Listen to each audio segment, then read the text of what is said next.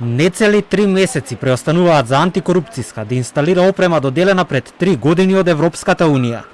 Нема сервер сала во постечките простории на комисијата, па нема ни простор каде да се смести серверот. Оваа важна алатка без која борбата против корупцијата не може да се одржи според европските стандарди, сега фаќа прашина во Министерството за правда.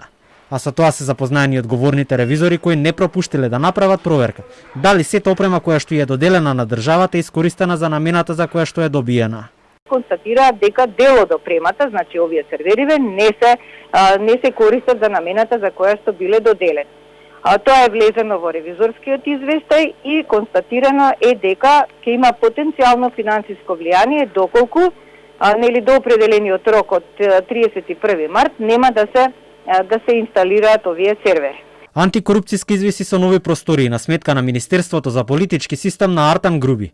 Сега преостанува еден начин – реконструкција на постоечките капацитети.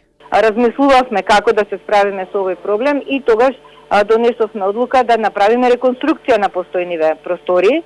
Затоа владата ни даде согласност и ни даде дел од потребните средства со ветување дека со ребалансот ќе се доисплатат понатаму потребните средства, така што сега во отсуство на друго решение останува единствено ова решение. Меѓутоа ова решение го најдовме во услови кога бевме информирани дека во буџетот нема пари за купување на други простори. Одговарајќи на новинарски прашања, премиерот Заев денес рече дека владата не се откажува и понатаму ќе бара соодветна просторна можност за антикорупцијската комисија. Со новиот буџет за годинава на ДКСК едногласно се одобрени 38 милиони денари за доопремување и модернизирање.